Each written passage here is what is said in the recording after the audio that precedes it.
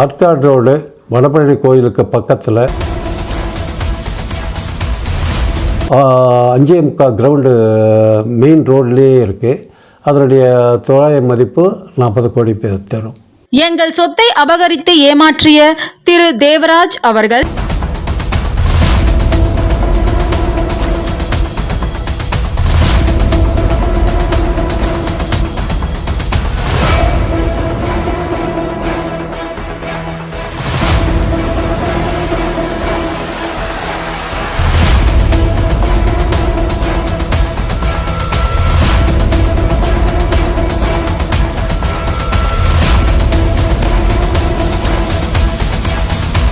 சென்னையை சேர்ந்த திரு மாசிலாமணி கிராமணி அவர்களுக்கு 2 மனைவிகள். முதல் மனைவி திருமதி பொன்னம்மாள் மற்றும் இரண்டாவது மனைவி திருமதி ஜெகதாம்பாள். முதல் மனைவிக்கு 4 பிள்ளைகள், தேவராஜ், சிவகாமி, பேபி மற்றும் பழனி. இரண்டாவது மனைவிக்கு ஒரு பிள்ளை பசுபதி. திரு பசுபதி அவர்கள் வேறு ஜாதி பெண்ணை திருமணம் செய்திருக்கிறார். திரு தேவராஜ் அவர்கள் திரு பசுபதியை ஏமாற்றி சொத்தை அபகரித்தார். தேவராஜ் அவர்கள் தற்போது இல்லை, அவர் இறந்து விட்டார். இப்பொழுது சொத்துக்கள் எல்லாம் தேவராஜன் மகன் திரு சங்கர் கவனித்து வருகிறார்.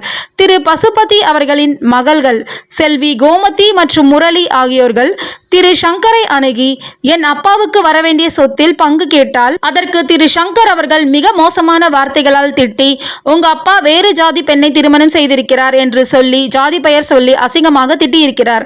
இதற்கு திரு பசுபதி மகள்கள் மற்றும் மகன்கள் மனவேதனையுடன் பொதுமக்கள் இலவச சட்ட உதவி சங்கத்தின் மாநில ஒருங்கிணைப்பாளர் திரு AP ராஜா அவர்களை அணுகி எங்களுக்கு சட்ட ரீதியாக சொத்தில் பங்கை பெற்று தாருங்கள் என்று எழுத்து மூலம் தெரிவித்து பிறகு எங்கள் மீடியாவை அணுகினார்கள். வணக்கம், என்னுடைய பெயர் எம் பசுபதி. என்னுடைய தகப்பனார் பெயர் கு மாசிலாமணி கிராமணி. என்னுடைய அப்பாவுக்கு 2 தாரங்கள். முதல் மனைவிக்கு 4 பிள்ளைகள். மூத்தவர் தேவராஜன், பழனி, பேபி அம்மாள், சிவகாமி. என்னுடைய இளையதாரத்துக்கு நான் ஒருத்தன் தான். நாங்கள் எல்லோரும் ஒற்றுமையோடு தான் இருந்தோம்.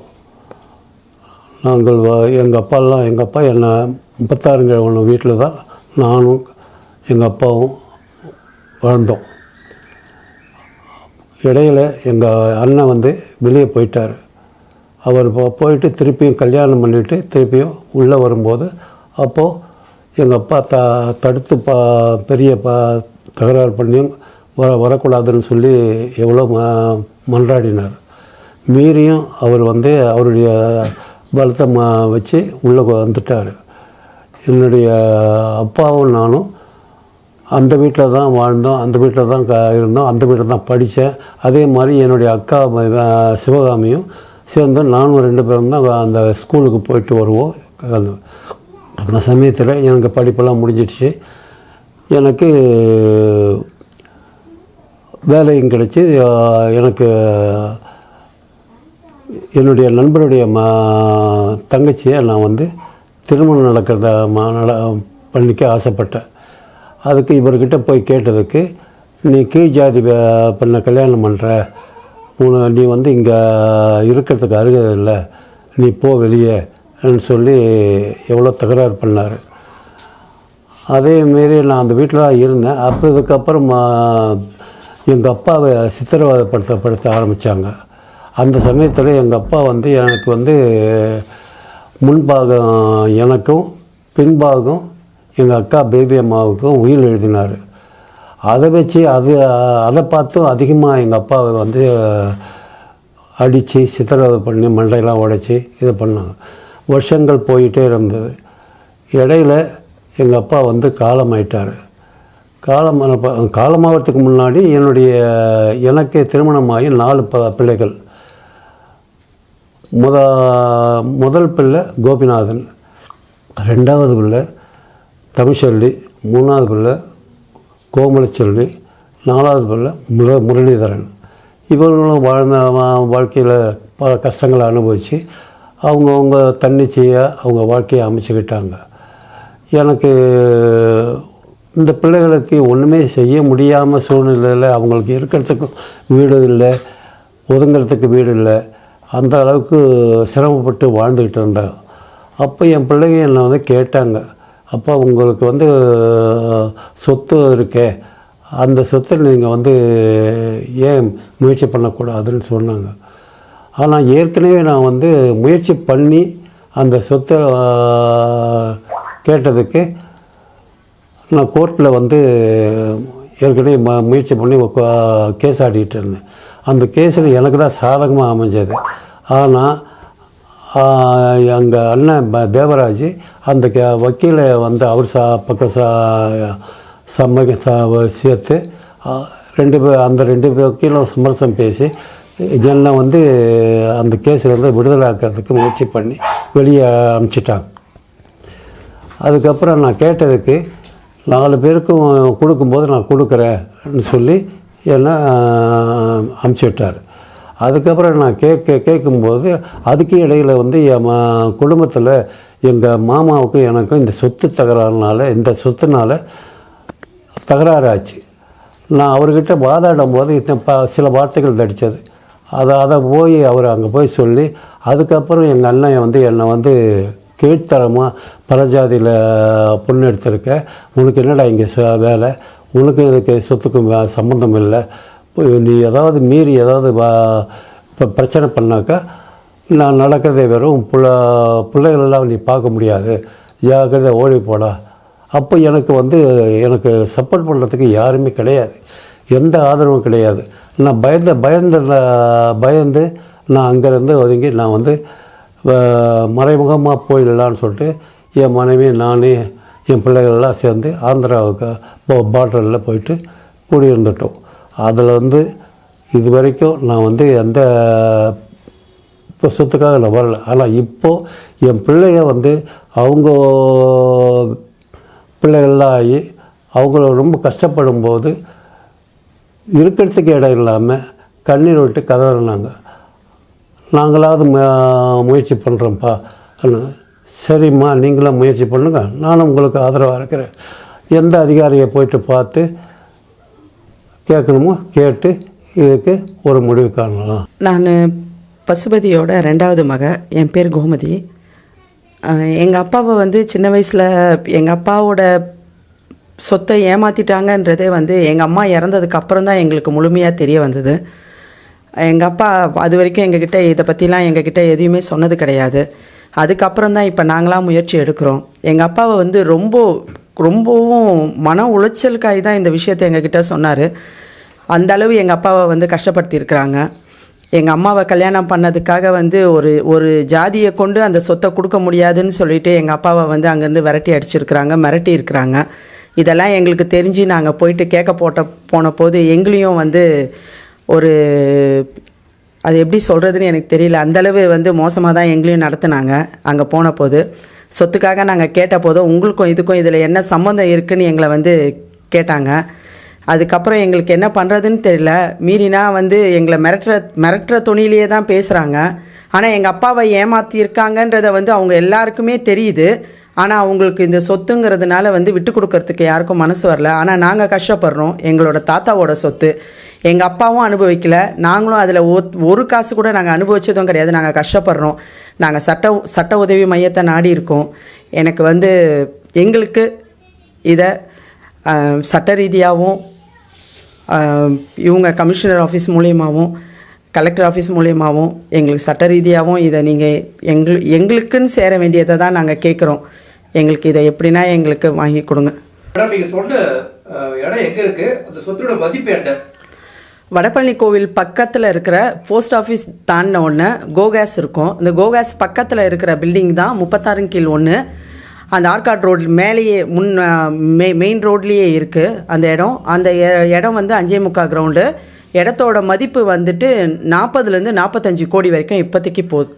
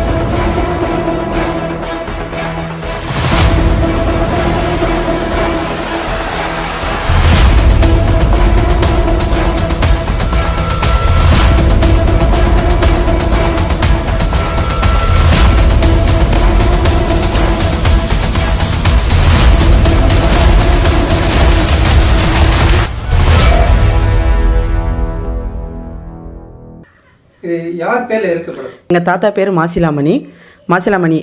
அவரோட பேரில் தான் இருக்குது, மாசிலாமணி கிராமினி. சரி மேடம், தாத்தா பேரில் இருக்கீங்க, நீங்கள் இங்கே போய் கேட்க மாட்டீங்களா? நாங்கள் போய் கேட்டோம். எங்களுக்கு உண்டான பங்கு, எங்கள் அப்பாவுக்கு உண்டான பங்கை நாங்கள் போய் கேட்டதுக்கு எங்களை மிரட்டுற துணியில் தான் பேசினாங்க.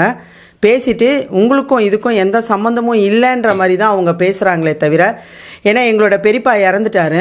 எங்கள் பெரியமாவை போய் கேட்டோம். பெரியமாவை கேட்டதுக்கு அவங்க ரொம்ப தெளிவாக சொன்னாங்க, முதல் தாரத்துக்கு உண்டானவங்களுக்கு எல்லாருக்கும் செட்டில் பண்ணிட்டாங்க, உங்கள் அப்பாவுக்கு என்ன பண்ணாங்கன்றது தெரியல, அது எங்களுக்கு மர்மமாகவே இருக்குது, உங்கள் அப்பாவுக்கு எதுவும் பண்ணாங்கன்னு. அப்போ நான் வந்து எங்கள் பெரியம்மா கிட்ட சொன்னேன், இந்த மாதிரி எங்கள் அப்பாவை ஏமாற்றி இருக்கிறாங்க, எங்கள் அப்பாவுக்கு எதுவும் கொடுக்கலன்னு சொன்னதுக்கு எங்கள் பெரியம்மா சொன்னாங்க, இல்லை என் புருஷன் பண்ணியிருப்பான், இந்த மாதிரி ஏமாற்றிருப்பான், ஏன்னா அவர் வந்து இந்த மாதிரி வேறு மதத்தில் கல்யாணம் பண்ணது என் புருஷனுக்கு பிடிக்கலன்னு சொன்னாங்க.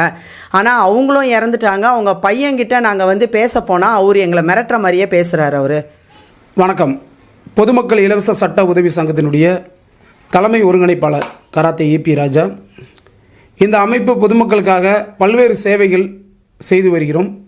இந்த நிலையில் வடபழனியை சேர்ந்த அருமைக்குரிய அண்ணாச்சி பசுபதி அவர்கள் வயது 85. இவருடைய சொத்து சுமார் ஒரு 50 கோடி ரூபா மதிப்புள்ள சொத்தை அவங்க கூட சித்தப்பன் பெரியப்பா அந்த மாதிரி விஷயத்தில் வளைச்சி அந்த பெண்களுக்கு கொடுக்காம, பசுபதிகளுக்கு 2 குழந்தைங்க இருக்காங்க, பெண்கள், பெரிய பெண்கள் இருக்காங்க, கல்யாணம் ஆகிடுச்சு அவங்களுக்கு பேரப்பிள்ளைலாம் வரைக்கும் வந்துட்டாங்க. இந்த நிலைமையில் இவர் வந்து பசுபதி வந்து எனக்கு இப்படி வடபழனியில் இப்படி ஒரு சொத்து இருக்குதுன்னு அவங்கள்ட்ட சொல்லவே இல்லை.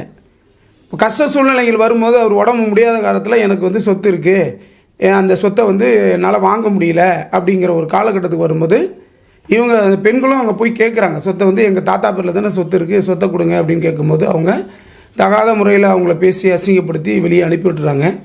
இந்த நேரத்தில் தான் நம்ம பொதுமக்கள் இலவச சட்ட உதவி சங்கத்தை அணுகி இதுக்கு உதவி கேட்டிருக்காங்க. நாம் சட்டப்படி என்ன இதுக்கு நடவடிக்கை எடுக்க முடியுமோ, ஒன்று நீதிமன்றத்தின் மூலமாக நடவடிக்கை எடுப்போம், இல்லை ஆர்ப்பாட்டங்கள் போராட்டம் மூலியமாக நடவடிக்கை எடுப்போம், இல்லை மாவட்ட ஆட்சியாளர் மூலமாக நடவடிக்கை எடுப்போம், இல்லை காவல்துறை அதிகாரிகள் மூலமாக நடவடிக்கை எடுப்போம். இன்னொரு என்னென்னா, ஒரு 85 சீனியர் சிட்டிசன் ஆக்ட், அந்த ஆக்டு படி மாவட்ட ஆட்சியாளர் சந்தித்து வருகிற திங்கட்கிழமை அன்னைக்கு புகார் கொடுக்க இருக்கும். ஏன்னா எந்த வழி எப்படி போச்சு, அந்த சொத்து என்ன பண்ணுச்சு, எந்த வழியில் வந்து அவங்க வந்து பண்ணாங்க, இன்னைய வரைக்கும் அந்த பேர பிள்ளைங்க இருக்கும்போது அவங்களுக்கு தான் அந்த சொத்தில் உரிமை உண்டு. தன்னோட பலத்தை வச்சியும் ஆள் பலத்தை வச்சு அவங்க வந்து மடக்கி இது மாதிரிலாம் பண்ணுறாங்க. ஸோ அதனால் அது சட்டப்படி குற்றமாகும். அந்த குற்றத்தை வந்து இவங்களுக்கு உதவியாக நம்ம பொதுமக்கள் இலவச சட்ட உதவி சங்கத்தில் உறுப்பினர்லேருந்து அட்வொகேட்லேருந்து எல்லாருமே ஹெல்ப் பண்ணுறதுக்காக முடிவு எடுத்திருக்கோம். அந்த முடிவுப்படி சட்ட ரீதியாக என்ன இவங்களுக்கு நம்மளால் செய்ய முடியுமோ, உதவிகள் செய்ய முடியுமோ நாங்கள் செய்கிறோம். அதேமாதிரி இந்த நியூஸை வந்து காவல்துறைக்கும் தமிழக முதலமைச்சர்களுக்கும் மாவட்ட ஆட்சியர் அவர்களுக்கும் நாங்கள் இதை வந்து அனுப்புகிறோம். அவங்களும் இதை என்ன அவங்க சொன்னாங்க, ஏன்னா சட்ட உதவி சங்கம் சார்பாக சொல்கிறல சம்மந்தப்பட்ட பார்ட்டி அவங்க என்ன சொன்னாங்க, அவங்க மகன் என்ன சொன்னாங்க, அந்த சொத்தோட மதிப்பு எவ்வளவு, அந்த இடங்களை முதற்கொண்டு இதில் நாங்கள் உங்களுக்கு காமிக்கிறோம். எல்லாருமே பொதுமக்கள் எல்லாருமே பாருங்கள். இது மாதிரி எவ்வளவோ பேர் சொத்துக்களை வந்து பார்த்திங்கன்னா நிறைய பேர் சொத்துக்களை ஏமாற்றி நிறைய குடும்பங்களை பார்த்திங்கன்னா சில பேர்லாம் பார்த்திங்கன்னா அவங்களுக்கு சேர வேண்டிய சொத்தை ஃப்ராடு தனம் பண்ணி சில பேர்லாம் மறைச்சிடுவாங்க. நிறைய விஷயங்கள் வந்து இந்த பொதுமக்கள் இலவச சட்ட சார்பாக உதவி செஞ்சு மீட்டு கொடுத்துருக்கோம். சுமார் 200 வருஷத்துக்கு முன்னாடி ஒரு சொத்து போனதை நாங்கள் மீட்டு கொடுத்துருக்கோம். அது விருதுநகர் மாவட்டத்தில் ஒரு ஏரியாவில் போட்டிருக்கோம். எங்கள் யூடியூப்பில் நீங்கள் பார்த்தீங்கன்னா தெரியும், பொதுமக்கள் இலவச சட்ட உதவி சங்கம்னு போட்டு விருதுநகர் போட்டிங்கன்னா 200 வருஷத்துக்கு முன்னாடி உள்ள ஏமாத்தின ஒரு சொத்தை கம்பல்சரி அதெல்லாம் யாருன்னு அந்த மக்களுக்கு அங்கே உள்ள பொதுமக்களுக்கு அதை மீட்டு கொடுத்தோம் நாங்கள். காரணம் என்னன்னு கேட்டிங்கன்னா, அதில் உள்ள நுணுக்கங்கள் என்ன, அதில் சட்டத்திட்டங்கள் என்ன, அந்த சட்டம் யார் இருக்குது, எப்படி இருக்குது, அது எந்த மாதிரி வகையில் நம்ம எடுக்கணுங்கிறது அட்வொகேட் எல்லாருமே ஒன்றா சேர்ந்து சமூக ஆர்வலர்கள்லாம் ஒன்றா சேர்ந்து அதை எடுத்து அதை மீட்டு கொடுத்தோம். ஒன்று நாங்கள் வந்து எங்களோட அமைப்பை பொறுத்தளவுக்கு முயற்சி பண்ணி பார்க்குறோம். எல்லா வழிகளையும் எங்களால் என்ன உதவிகள் செய்ய முடியும், மக்களுக்கு என்ன சேவை செய்ய முடியுமோ அந்த உதவியை செய்கிறதா தான் நாங்கள் செஞ்சுட்ருக்கோம். அதேமாதிரி இவங்களுக்கும் வந்து நாங்கள் அந்த இதில் வந்து இறங்கியிருக்கோம். இது நல்லபடியாக முடியணும்னு நாங்கள் உங்கள் எல்லாரையும் கேட்டுக்கிறோம். எல்லோரும் ஒத்துழைப்பு கொடுக்கணும். நம்ம பொதுமக்கள் இலவச சட்ட உதவி சங்கங்களோட அட்வொகேட்டு, சமூக ஆர்வலர் எல்லாரும் ஒத்துழைப்பு கொடுத்து எப்படியாவது இந்த சொத்தை வந்து அவங்களுக்கு, அதாவது 50 கோடி ரூபா சொத்து, அந்த ஏமாத்துகிற நபர் வந்து ஒரு 25 கோடி கொடுக்கலாம், இல்லை பாதி கொடுக்கலாம், இல்லை 4ல் 1 கொடுக்கலாம். ஒன்றுமே கொடுக்காம ஒரு தனி நபர் வந்து இதை வந்து ஆக்கிரமித்து அவங்களுக்குள்ளேயே வச்சு இருக்கிறது வந்து அது சட்டத்துக்கு புறம்பானது. ஏன்னா சட்டத்தை எதிர்த்து நிற்க முடியும்னா சட்டத்தை இன்றைக்கி எல்லாமே ஆள் பலம் பணப்பலம் எல்லாமே அவங்களுக்கு இருக்கிறதுனால இவங்களால ஒன்றும் செய்ய முடியல. லேடிஸுங்கனால ஒன்றும் செய்ய முடியல. இவருக்கும் வயசு 85 வயசு ஆயிடுச்சு. இதுக்கப்புறம் வந்து அவங்களால போராடவோ அது வந்து நிற்கவோ அது மாதிரி கௌரவமாக வாழ்ந்துட்டாங்க. ஒரு காவல் நிலையத்தில் போய் ஒரு பெட்டிஷன் கொடுத்தோ போய் நிற்கிறதுக்கு கூட அவங்களால முடியல. நடந்து ஒரு இடத்துக்கு போக முடியல. அவ்வளோ ஒரு கஷ்டப்படுற ஒரு ஃபேமிலி. மிகவும் ரொம்ப இன்றைக்கி கூட நாங்கள் வந்து இந்த இடம் எல்லாமே வாடகைக்கு தான், அவங்க பிள்ளைங்க எல்லாருமே வாடகைக்கு இருக்கிறாங்க. அதனால் வந்து இது மனசாட்சிக்கு தூரமாக அவர் வந்து ஏதாவது கண்டிப்பாக இந்த பேட்டி கண்டிப்பாக அவர் பார்க்கக்கூடிய சூழ்நிலை வரும். பார்த்தா கூட கண்டிப்பாக அந்த குடும்பத்துக்கு ஏதாவது ஒன்று செய்யணும். அப்படி இல்லைன்னா சட்ட ரீதியாக எங்கள் அமைப்பு மூலியமாக பொதுமக்கள் இலவச சட்டவசமும் கடுமையான விஷயத்தில் போராடுவோம். சட்ட ரீதியான போராட்டங்கள் நடத்துவோம். தமிழ்நாடு திரும்பி பார்க்கக்கூடிய அளவுக்கு போராட்டம் கூட நடத்துவோம் நாங்கள். ஏன்னா நாங்கள் வந்து மக்களுக்கு சேவை செய்கிறதுக்காக இந்த அமைப்பை உருவாக்கியிருக்கோம். அதனால் செய்வோம். அதனால் எங்களால் முடிஞ்ச அளவுக்கு நாங்கள் உதவி செய்ய நம்ம பொதுமக்கள் இலவச சட்ட உதவி சங்கமும் சமூக ஆர்வலர்களும் எல்லாருமே இதில் இருக்கோம். அதனால் கண்டிப்பாக அதை நம்ம மீட்டு கொடுப்போங்கிற நம்பிக்கை எங்களுக்கு இருக்குது என்று தெரிவித்து கொண்டு விடைபெறுகிறேன். நன்றி, வணக்கம்.